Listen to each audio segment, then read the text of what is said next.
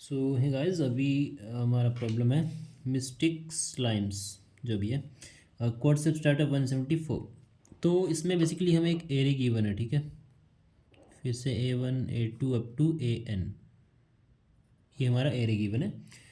और इसमें basically question इस तरह से फ्रेम किया गया है कि एक लाइन है, ठीक है, जिसमें N बंदे खड़े हैं, ऐसा मान लो, ठीक है।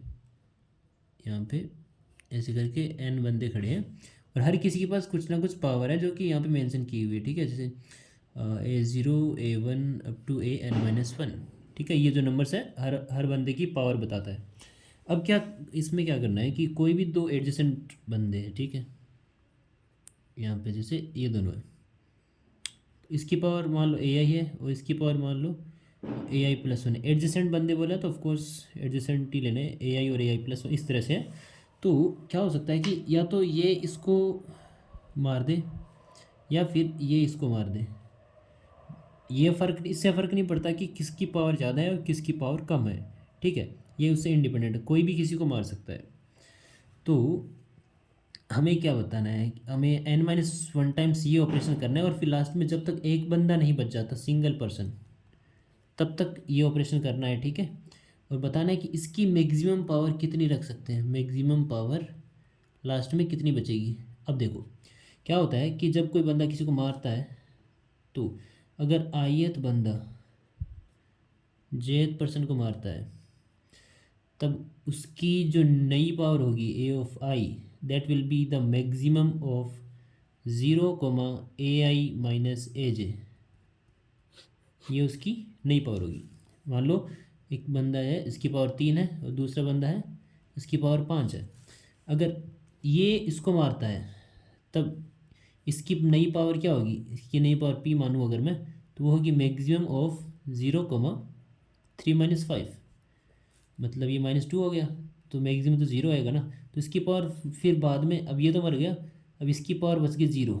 लेकिन अगर ये वाला बंदा इसको मारता है तब इसकी नई पावर क्या होगी, मैक्सिमम ऑफ 0, 5 - 3 विच इज़ 2।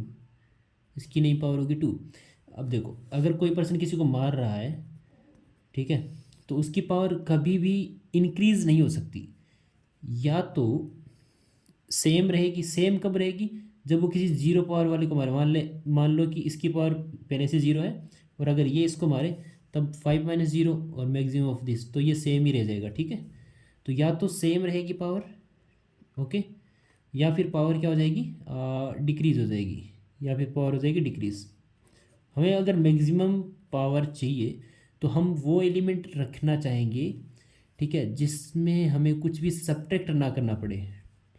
उस बंदे की पावर हमें लास्ट तक चाहिए। तो हम इसको कैसे अप्रोच करते हैं, करेंगे, हमें क्या करना है कि हर एलिमेंट के लिए देखना है कि अगर हम उस एलिमेंट को रखना चाहें तो उसकी क्या पावर होगी। अब देखो कोई एलिमेंट है, मान लो यहाँ पे AI, इसके पीछे अगर यहाँ से मेरे पास अगर दो एलिमेंट है, कम से कम एटलीस्ट दो एलिमेंट बोल रहा हूँ। अगर यहाँ पे A0 और A1 है तो मैं इनको 0 बना सकता हूँ ताकि इसकी पावर सेम रहे, समझ गए। अब इससे आगे जो भी एलिमेंट्स होंगे उनकी पावर मैं सेम रख सकता हूँ लेफ्ट साइड से, क्योंकि इन दोनों को 0 कैसे बना सकता हूँ। अब यहाँ पे क्या कंडीशन हो सकती है कि या तो दोनों इक्वल हो, AI = A1। अगर दोनों इक्वल है तब तो अगर हम ये वाला काम करते हैं कि ये इसको मार दे बंदा, ठीक है, A0 A1 को मार दे, तब क्या हो सकता है कि नई पावर क्या होगी इसकी, 0 - A0 - A1, ठीक है। क्योंकि ये इक्वल है तो ये भी 0 होगा, तो टोटल हो जाएगा इधर 0। अब मान लेते हैं कि A0 > A1, ठीक है, A0 > A1। तब हम क्या करेंगे, हम करेंगे कि क्योंकि ये ग्रेटर है तो हम ये करेंगे कि A1 A0 को मार दे। तब उस केस में A1 की नई पावर क्या हो जाएगी, मैक्सिमम ऑफ 0, A1 - A0। अब क्योंकि ये ग्रेटर एलिमेंट है तो ये तो होगा <<0 और मैक्सिमम यहाँ से क्या आएगा, 0 आ जाएगा। तो उस केस में भी हम इसको 0 बना देंगे।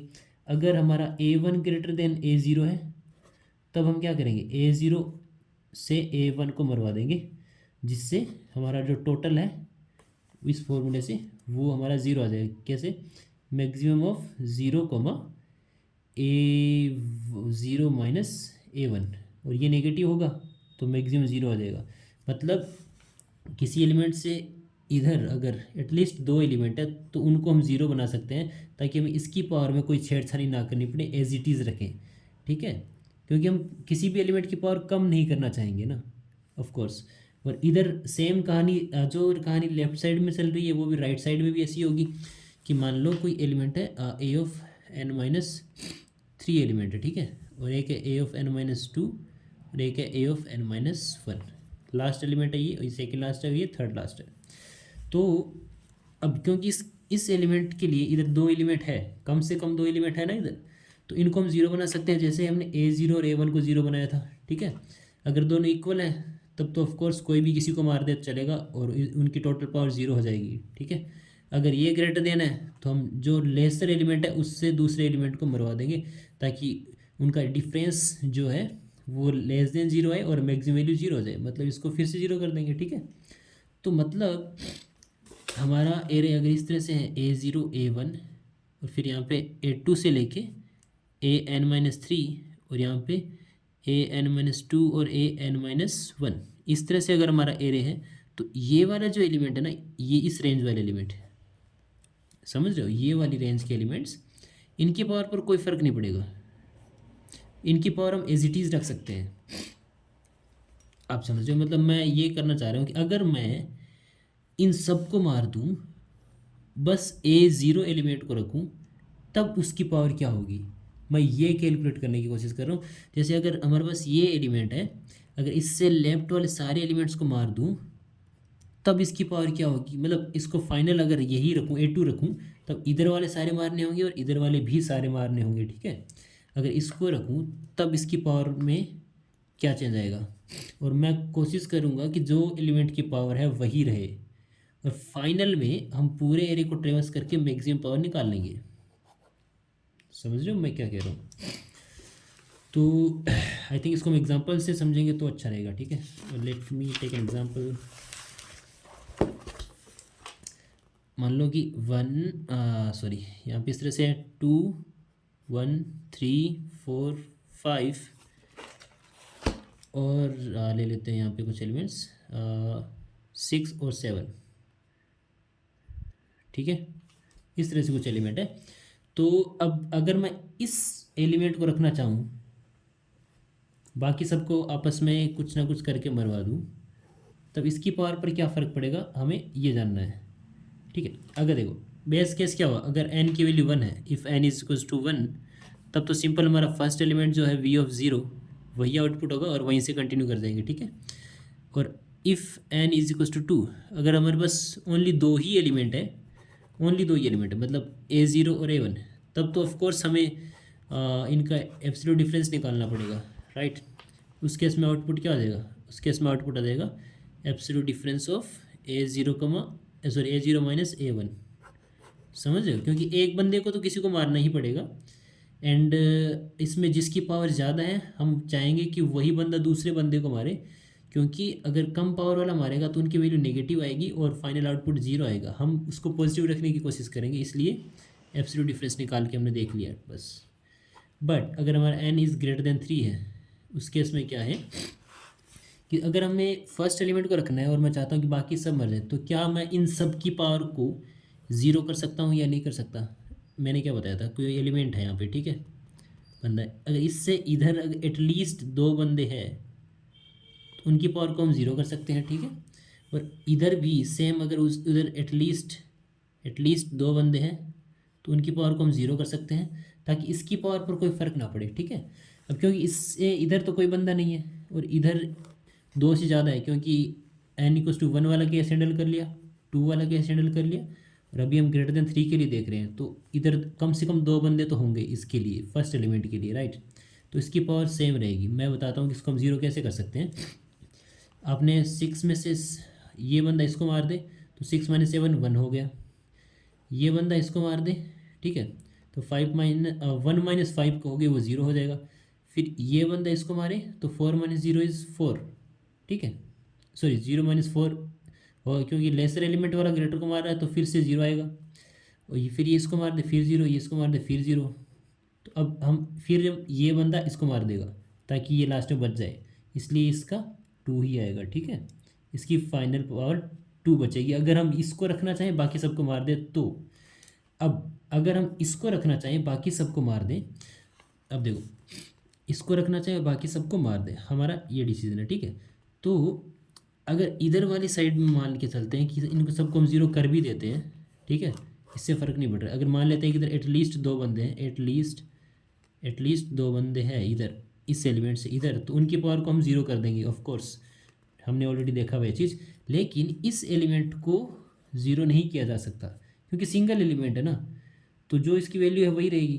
तो या तो ये इसको मारे, ये इसको नहीं मार सकता, ठीक है, हमें इसको ही इसी से मरवाना होगा, समझ गए। तो लेकिन हमें इस पोजीशन पर वाला जो एलिमेंट है वहाँ पे रखना है, उसकी पावर को मैक्सिमम रखना है।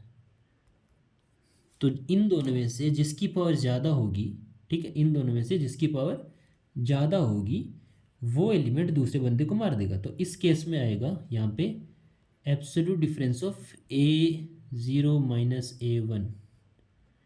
ये चीज़ समझ में आई, क्योंकि अगर हमें सेकंड नंबर वाला एलिमेंट रखना है इस पोजीशन पर, तो इन सबको हम ज़ीरो कर दिए, ठीक है।